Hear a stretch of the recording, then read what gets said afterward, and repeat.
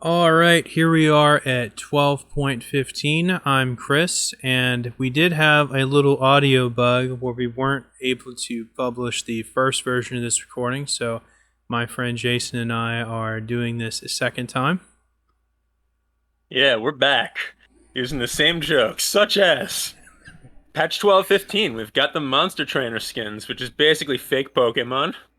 Last two Okay. patches, we had Star Guardian, which is fake Sailor Moon. All right. Smash them together, you basically have an homage to my childhood cartoons Yeah. See. right before school every day. Yeah. See. Last time he didn't even talk about the fact they were skins. He just starts talking about Pokemon. So we got better context this time. Chrissy told me Oh. afterwards, he's like, I had no idea what the hell you were talking about. Well, you didn't give it a good context, so I was pretty head scratching, but I just kept moving on. All right, let's move on to Akali, and I'll try to make all the same points I made last time, where this champion is kind of weak in the landing phase. She's a monster in the late game, and if you know how her passive Q interaction functions, she can kind of go infinitely as long as she keeps triggering her passive. So this is going to give her more leeway for when she misses her Q, and that's pretty much the gist of this change. It's going to make her better, for sure. Yeah, it's really just a little bit more forgiving. It's not a big change since her Q, for example, still costs in most cases over 100 energy. It's not like the 20 energy matters that much. But I was a little surprised to see this since Akali is a pretty strong champion in general. I feel like she's been performing well ever since the durability update, where essentially she gets a long time to keep moving in and out of combat. So this was a surprising change to me, but not a huge buff. Just a little quality of life change, really. All right, next up is Gwen, and only 2 months ago, this did we've already talked about this, but only 2 months ago, this was doing a 100% true damage in the center of her Q, and it had been that way since her release, several months back. So I am worried about the direction this is going in, and like I said last time, I would rather see a nerf to other parts of her kit than see her lose this functionality. I wonder if somebody is out there, running a counter on how many times you said, like I said last time. Yeah. But yeah. Um, I don't like the direction of this change either. I feel like Gwen's in a really hard spot to balance because of her Hollowed Mist. I feel like the fact that that lasts 3 times as long as Fiora's parry, twice as long as Pantheon Shield, which is unidirectional. I feel like that's just such an overpowered skill that they're gonna just keep having to keep shanking every other part of her kit.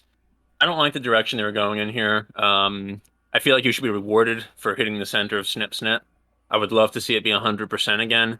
Just nerf the W, I say. Yeah, I'm just not on as board as nerfing the W because, like, while the other two do have basically invulnerability, she's just only invulnerable to people she's not in melee range of. So I'm just not on board as much with all of the Gwen nerfs. Yeah, I mean, do you think that this is going to that this particular nerf from 75% true damage conversion to 50 is going to hurt her a lot, or do you think it's just a continuance of a bad direction? I mean, it's obviously going to hurt her a lot because true damage ignores resistances, so it's going to make a big deal. So I don't think that Gwen was even doing that particularly well as of the last patch. Maybe at the high level she was.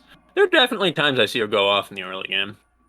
But yeah, okay. So this is gonna be a reasonably sized nerf, and I guess we'll see where it goes from there. All The right, other time. change that we both didn't particularly like, right? Say that again? I said the other change that we both didn't particularly like, besides Gwen, was the next one, Callista. All right, I was about to say it's time for us to have a huge discussion about this 3 attack damage Yeah, when like we we did. originally recorded this, we had like a 15-minute discussion on Callista on this little 380 nerf. Yeah, it was mostly about the champion's place in the current meta and how her passive functions and how we'd like to trade it in for something that feels more modern and good user friendly, but we won't dwell on it too hard this time. Yeah. Should we give the Cliff's notes of it though? I think that was pretty much the cliff notes. That was the Cliff's notes. Yeah. Really, it's just the fact that it takes so much effort from her passive to get the proper reward out of it. Um, and while that can be very, very useful, if you screw it up once, you can get blown up. Um, it really just requires so much from you to get her power. And I think for that reason, in most elos, Callista ends up just being really bad. So, Yeah. even if she's a monster at those really high levels, it sucks to see her get nerfed like this, even if it's a tiny nerf. I was always kind of hoping they would move her passive into one of the skills, make it much more useful, but also make it so it's only up for a little while. That's Yeah, kind of what I thought.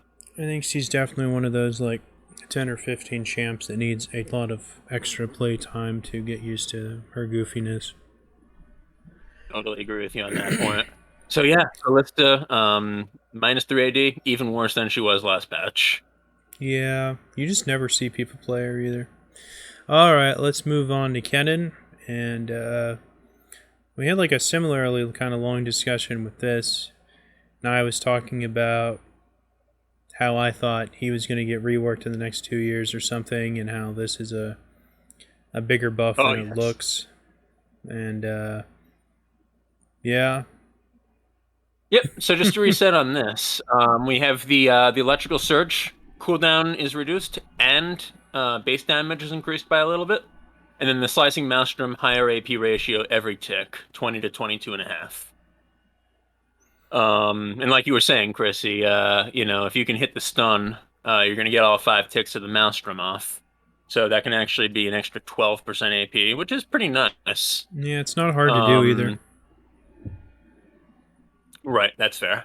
Kennen is a champ that might have actually needed this little boost because the durability update really hurt some of the burst mages. They already helped some of the champs since like Annie, for example, who are having a really hard time getting over that threshold. But Kennen is kind of like a sneaky burst mage, right? He's more of like a team fighter. But he absolutely does his damage in bursts rather than the type Yeah, of team fighting you might expect from someone like Cassiopeia, per se. I almost feel like he's more Um, on the verge of being like an assassin, basically. yes, that's fair. That's fair. And I think burst mages and assassins really have a lot in common, wouldn't you say? I mean, yeah, you'd call LeBlanc an assassin, wouldn't you? Would you? I would call her both. I would really call her Yeah. both. On the other, I wouldn't call something like Ari an assassin, though. Really, though. Ari's not an assassin, right? Because she doesn't really have as many tools for getting out. Um, but yeah, I would say LeBlanc really is both. I would say Kennen is probably closer to where Ari is. But I'd say Kennen is even burstier than Ari, Thing is, and so I could definitely see why he needed this help. Go on. I wouldn't really call Annie an assassin either, even though she's like And he's definitely not an assassin. one of the most burstiest champions in the game. Yeah, I don't know. I think assassin is really about like you need these the stealth tools to get in and out, right? Whereas the burst mages usually either have more reliable burst, even if they're a little bit farther behind, or they have some way to protect themselves, but they don't have a lot of ways to like speedily move in and out or stealthily move in and out of the fights. Yeah, but they can be very similar. Um, Anyway, yeah, I think it's very possible Kennen did need this help, and he just got it. These changes are really nice. Alright, let's move on to Lee Sin. And last Yeah. time I was talking about how much he didn't need this and how foolproof his passive the way his passive functions to restore energy, and this just makes him, I think, a bit unnecessarily foolproof. Right, and look, Lee Sin is not a foolproof champion, right? There are tons of, wannabes that get into your solo queue game, take Lee Sin, miss the first 2 ganks by just sending the queue in 40 degrees the wrong direction, and are useless for the rest of the game. I mean, I don't mind trying to make Lee Sin more foolproof, but I think you make a great point that running out of energy is not what's going to hurt Lee Sin in his ganks or even his jungling. I think you make a really good point there. So this probably won't actually help Lee Sin much. It's a very slight quality of life buff, and if you're playing on his team or against him, you probably won't feel the difference. Is that fair to say? You should notice the difference. One thing I didn't realize last time is that this is only the first version of his Q, W, and E. They didn't change the energy cost of... Oh wait, no. These are all of the second forms of his Q, W, and E. This isn't Sonic Wave, Safeguard, or Tempest, which are the first three. So they reduced the energy cost of all of the secondary effects. Right. That's something that didn't occur to me the first time we went through this. Which again speaks to your point of this isn't really going to change anything, right? No, I don't think so. Yeah. Okay, let's move on to Leona. And these are some changes I really like because I do really like Leona, and I think more playmaking ability with her ultimate, which can get down to an absolutely silly low cooldown, I'm really happy with. Yeah, I've been in games where I've gotten that cooldown below 40 seconds for sure. Try 17, bub. 17 seconds? How did you do that? Oh man, you can do some silly stuff. It's only like 400% ability haste? Yeah, I mean Ultimate Hunter, and then you're running like Transcendence in the rune thing, and yeah, you can get it down really low. I don't think I run Transcendence, but I've definitely never gotten it below 25. I can tell you that for sure. And the thing is, so when you get her ult that low, her Q also becomes really cheesy because then her Q is basically like seconds. Yeah, it's like on a 1.3 second cooldown, and it's a 1 second stun. So it also makes her Q really cheesy.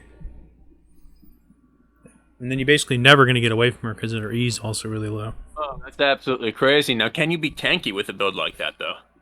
Yeah, a lot of the high high ability haste items also have health. Well, that's sick. I'm gonna have to ask for your build later, but it is a little silly, but it's sorry, go on. It is a little silly, but it's pretty cool. What's nice about the Leona changes here is that not only the stun, if you hit the center of Solar Flare, has been increased from 1.5 to 1.75, but also the slow if you miss the center, because that center can be hard to hit unless they're already CC'd or just have their eyes on another part of the fight. Yeah, it does take practice. Yeah. Well, it also kind of relies on, again, either an ally CC or your CC or the opponent to make a mistake. I think it's like the second hardest stun in the game to land. That sounds reasonable. I think Heimerdinger's Heimerdinger's grenade stun I think is really hard to. It's kind of slow and it's also a very small hitbox. That's fair. I think his is the hardest. Yeah, but now even if you miss the center, 1.75 seconds slow on her ultimate instead of 1.5, which is nice. Mana cost on Shield of Daybreak also reduced by 10, which is really nice when you're trying to clear wards, for example, quickly, and you want to use the Q to get an extra hit in. If you're standing in a bush, somebody places it down, all you got to do is attack it once, and then quickly hit Q, and she'll get her third attack off before the ward becomes invisible, and you'll be able to kill it by yourself, which is kind of nice. Yeah, and the final point I wanted to make is that if you're playing one of those like cheesy like Leona tops, which can be pretty good if you have your jungler ready to gank you a lot, you'll just get a kill every time. I forgot we talked about that too. Yeah. This mana cost on Shield of Daybreak being reduced, because really like the biggest constraint if you're playing Leona top is going to be mana. No Tiamat? Yeah, you really got to get either Tiamat or Sunfire Cape early to clear stuff. But until you get that, right, like it's really nice to have a lower cost on the Q. It helps you wave clear. So yeah, if you're playing Leona top, you're gonna like this. But if you're playing Leona support, you're also gonna like this. I like these changes. All right, let's move on to Lilia, and this is just a jungling buff, and I think I injected a bit more stuff into this last time about how it's harder for her to jungle because the monsters always want to get close to her, and she always wants to hit them with the edge of her Q, so they probably wanted to help her out. Yeah, but the Dreamland Bow, the passive, being um given more damage against monsters is definitely nice here. It's going to help her jungle, and I've seen a lot of Lilia top and even some Lilia mid recently, and I like seeing that. But I think they kind of intend to have her mostly be a jungler, so it's nice to see her get some help there. This is actually her passive, not her Q, but it would affect her Q. Yeah, I said her passive. Oh, okay. Alright, let's move on to Master Yi, and I do think we talked about this for a while. So I was mentioning some anecdote about how I got chopped up from like 2k true damage from this ability in an ARAM. And then I was making the case where it doesn't really matter how high the cooldown is on this thing, because as long as he uses it when he's going in and he does anything good, he'll pretty much get it back. So Yeah, and the point I was making was this guy basically, walked into a bank, alpha struck everybody in the bank, killed everyone in the bank, robbed all the money from the bank, and then the authorities came and basically gave him 20 hours of community service and a small fine, and he got to keep all the money that he stole from the bank. Like, this guy has been wrecking solo queue since they made the changes to his alpha strike and meditate, I think 2 patches ago.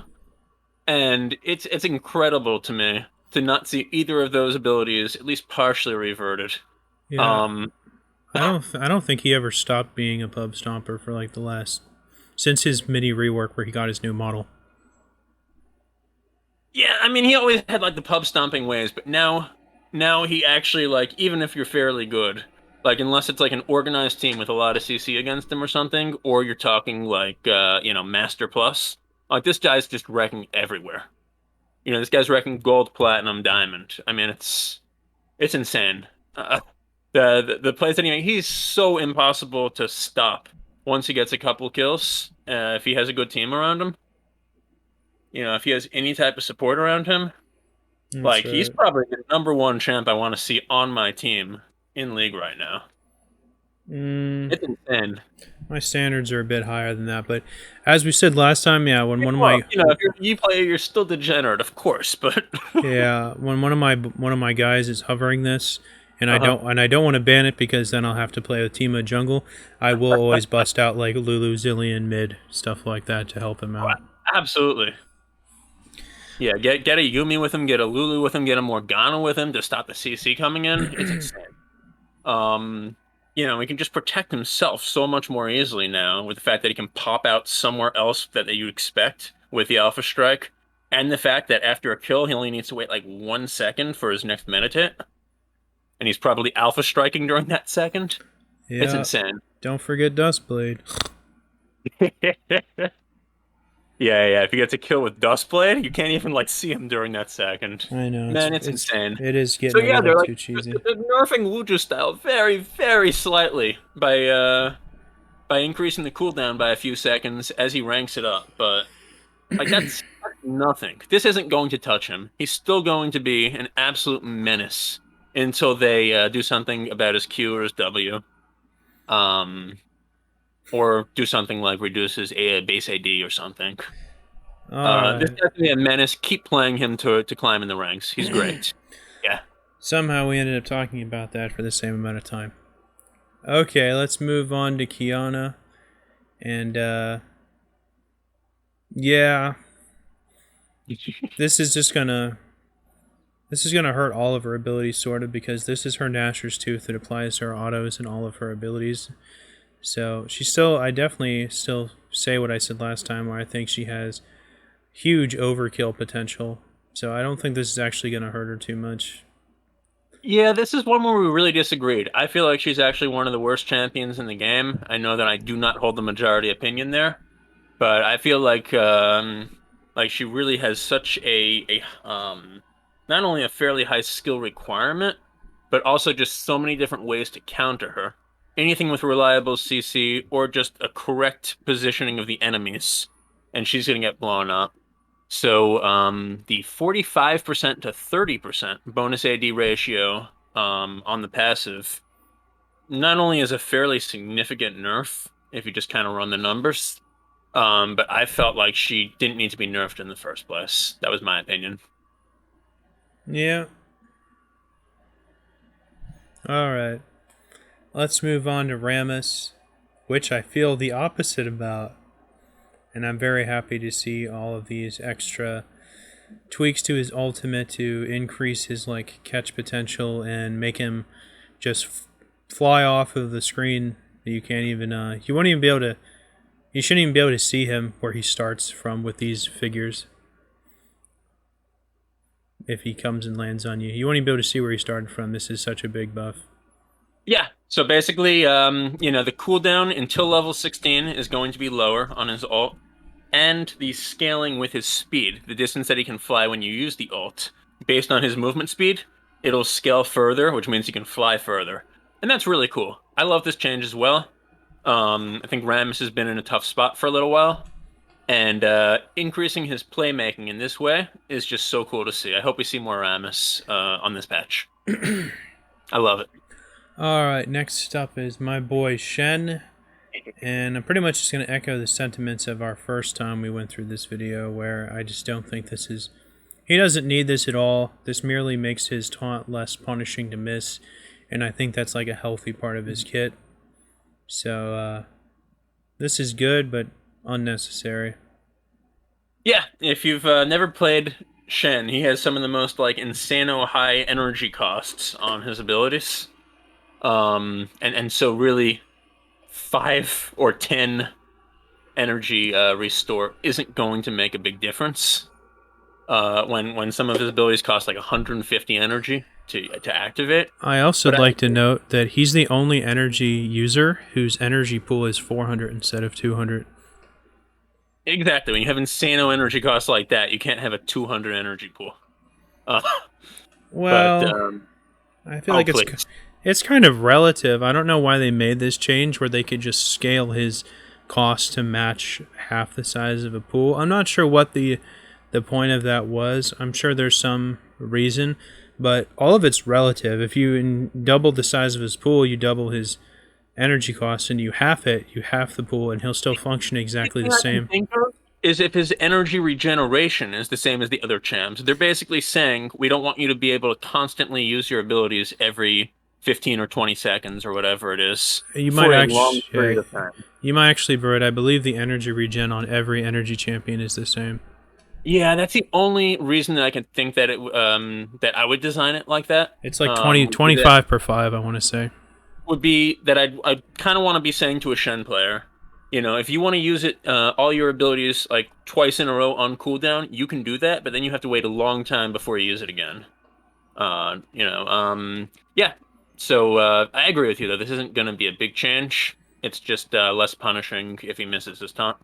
Because I believe what we were saying was that if he hits his taunt, that's the easiest way to hit the next couple autos and get the energy restore, right?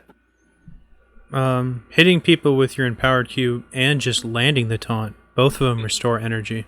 You restore energy based on the number of champions you taunt or the number of auto attacks you land. That's right. So, but if you miss the taunt, that's like somewhere between like 60 and like 75% of his entire energy pool. It is very damning, purposely. Yeah. So now it'll be slightly less punishing. All right. Should we go Singed? Yeah. Next up is Singed, and yeah, I still gonna say the same thing. Where I'm worried that this guy. You gotta say the same thing. I'm just worried that he's gonna get pushed into annoying levels of power with this, and there's a very fine line between like kind of a fun tanky champion that he is with a unique playstyle to where he's just too annoying and like not really fun anymore. And he's gotten a slew of buffs over the last few months. I have a one-trick Singed friend that has basically told me bad manners, BMing, is part of Singed's kit. It's probably true. Yeah. Like, if you're not, like, trying to, tilt the enemy, not necessarily by, like, saying abusive things in chat, but by basically just annoying them with your playstyle as much as possible, you're not playing Singed correctly. Yeah.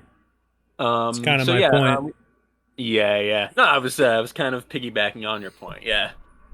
So we have all these bonus stats increased by by more at the earlier levels on Insanity Potion. That's ability power, resists, movement speed, all kinds of stuff.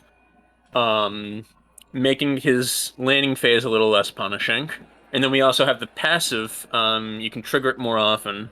So especially if you're trying to like clean up a team fight where somebody's kind of slinking away at the end of it, the fact that you can slipstream off of other champions every 8 seconds rather than 10 might give you a better opportunity to chase down some of those stragglers at the end, or even to just get away if you're the straggler. Yeah, I think this is going to increase his power considerably. Yep. All right. Next up is Sivir, and I think we kind of disagreed on these changes too, or something. Oh, yeah. Where I don't really I have think a bone to she's. pick with you on this one, Chrissy. I don't really think she's much better off after the rework, to be honest. But I do think her ultimate is better than it was before, and you seem to think it was not as impactful that it reset because it lost so much movement speed.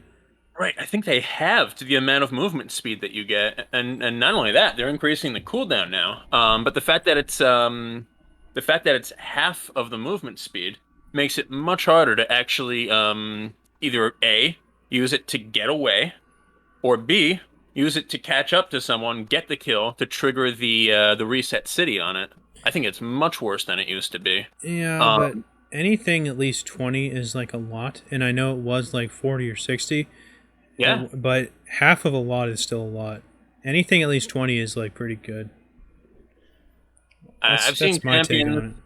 Yeah, I've seen champions basically just with dashes and no movement speed boost or anything catch up to Sivir teams over very long chases. Um yeah, I've even like seen Jin with his force shot basically catch up to Sivir teams. Um I really don't think that the on the hunt is enough. Now I do think Sivir was in a decent place prior to this patch because the ricochet was so good. They didn't touch that, but really by giving her this death by 1,000 paper cuts, right? They're reducing her attack damage growth. They're making it harder to get 2 spell shields off once she has that at level 5 during a team fight. They're making on the hunt less useful.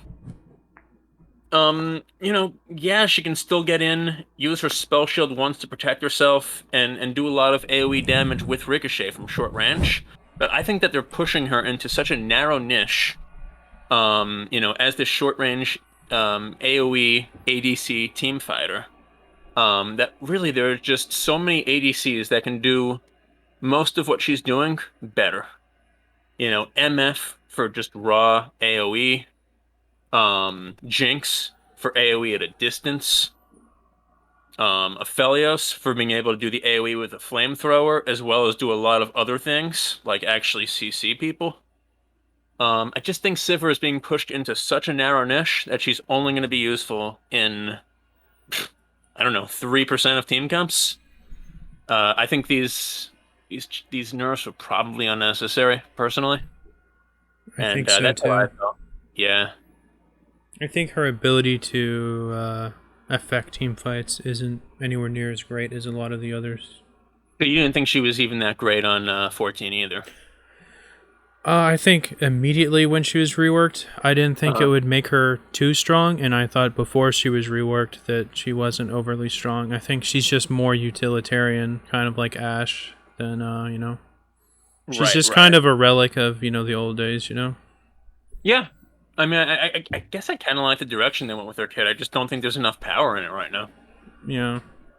And that's why I thought it was weird to see her nerfed. She has really short attack range. I wish they gave her another 50 or 75. Yeah, that would be annoying though when she, hits like one of your teammates from long distance and the ricochet starts bouncing around to everybody. Well, that's her niche. Indeed. Maybe if Yeah. she could just get more range at like 11 and 16, that would be nice, or something like that. Almost like Tristana. Yeah. Alright, let's move on to Talia. And don't remember having a lot to say about this before, other than my crazy idea on how they should change their ultimate to make it more exciting. Yeah. So yeah, the biggest change here really is the Unraveled Earth has a 2 second higher cooldown at all levels, and I do think the main effect of that is going to be that if you're kind of missing everything with Talia, which can happen if you're going against a very mobile mid laner, Unraveled Earth, when you kind of just set that down for the initial packet of damage, is kind of the most reliable way that she has to poke people and get some damage out, and that's being taken away a little bit here, and I'm okay with that because Talia, I think, is actually in a pretty strong place right now. As far as the Weaver's Wall, lower wall duration, yeah, I don't think we have too much to say about that. It would be cool if they did some. It'd be cool if they gave you rewards for like hitting enemies directly with her ult. I would love that. Yeah, that would be cool. Alright, let's move on to Thresh. We're way ahead of schedule from last time. Alright, I think I made some argument about how the most important thing for like tank supports is their base numbers, because they don't tend to synergize super hard with AD or AP. And then I also mentioned how the damage of this ability is fed from his passive as well as gets reduced when he also lands it. So there's a lot of things that go into this his Q ability, and so this is actually a monster buff for how much of a playmaker Thresh is.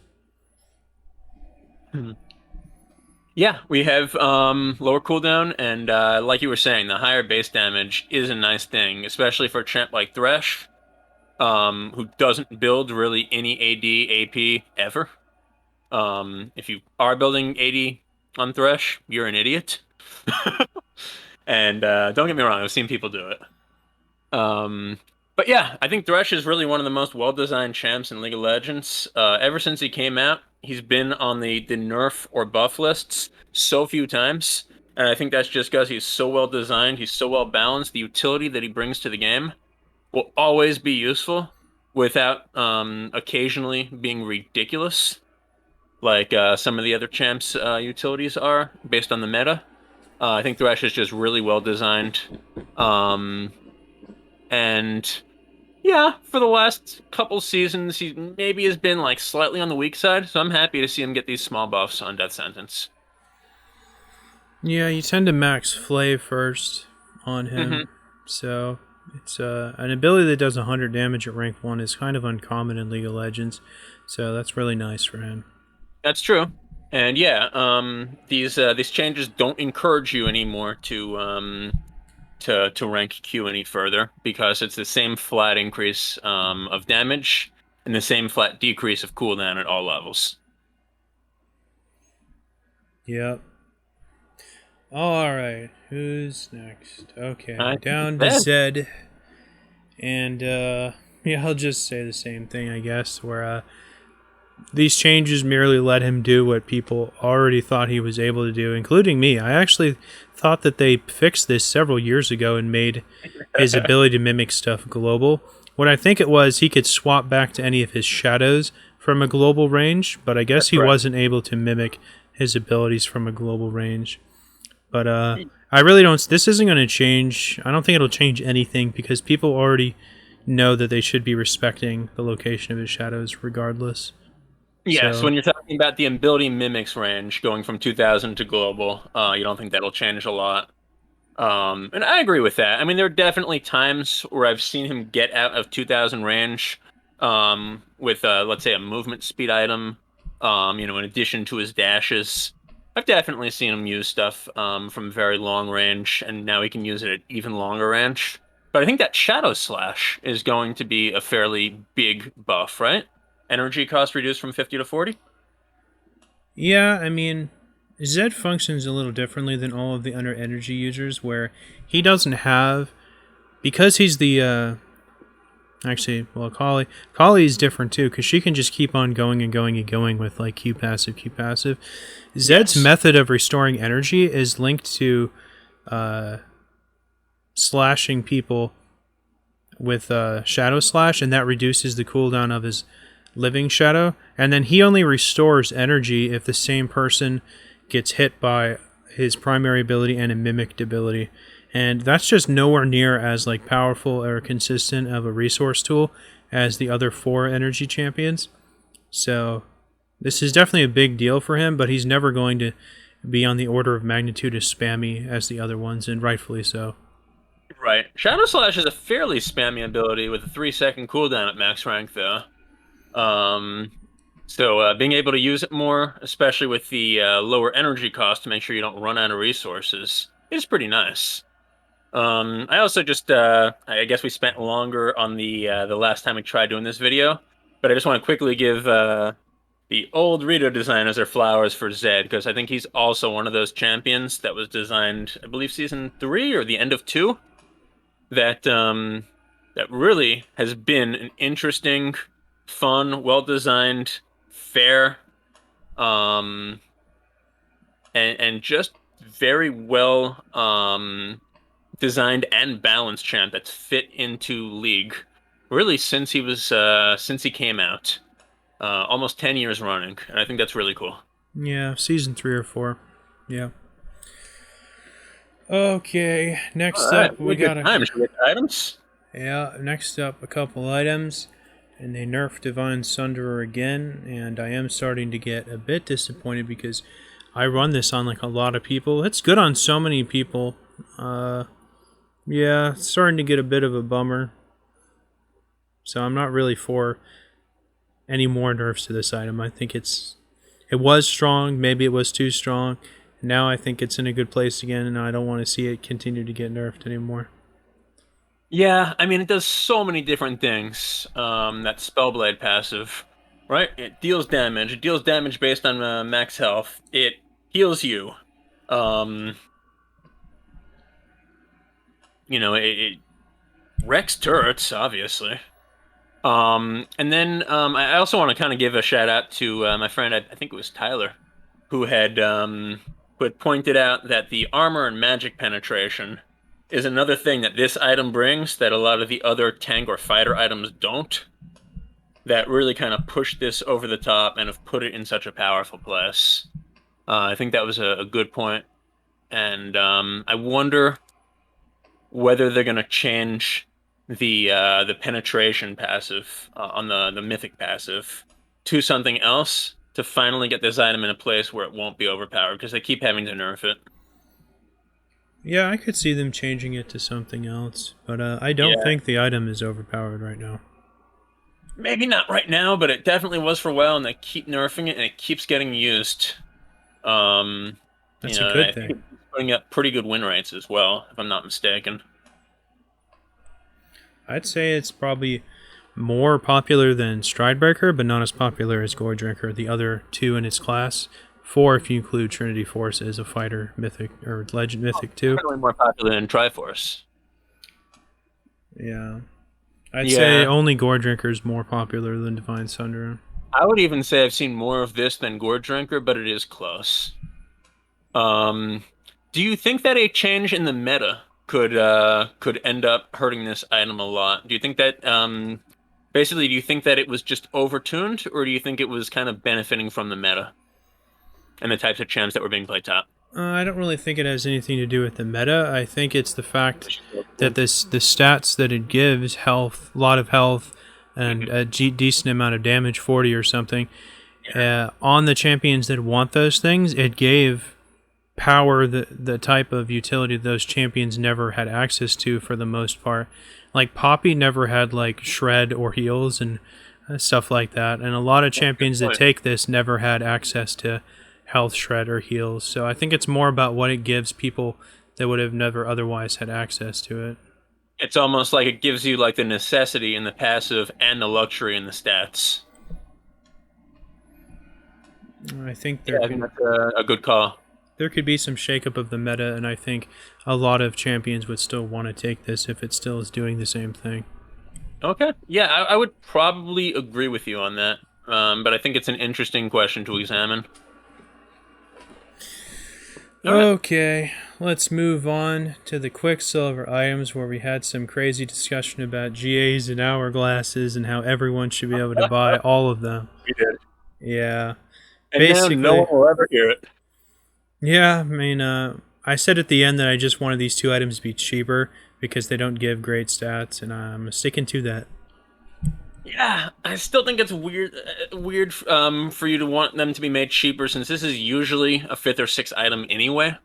A lot of the time, if you're like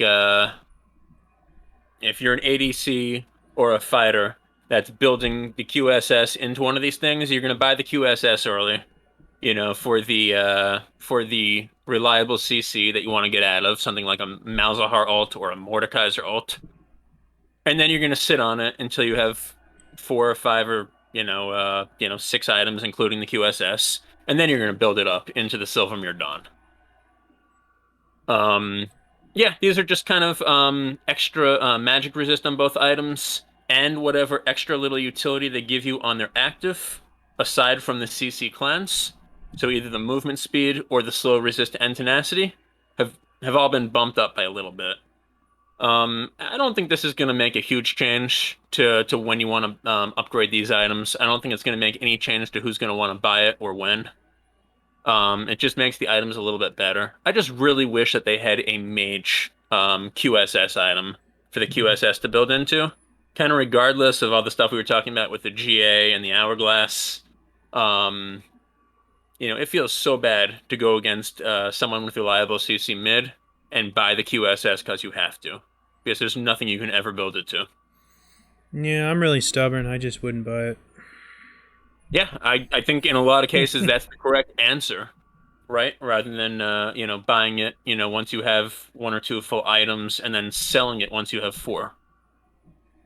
And I kind of wish for a lot of mages who need it that they could buy something like this. All right. Runes, there's just one, right? Just one. Alright, what were we saying about this thing? How I thought it was better than Kleptomancy, but you don't Yeah. see it very often for some reason. I see a lot of different classes actually build First Strike. Everything from assassins to long-range ADCs to poke mages. I see building the First Strike, as well as ranged top laners whenever they go against a melee top laner. Yeah, I think poke mages are the only ones where it makes the most sense on, to be honest.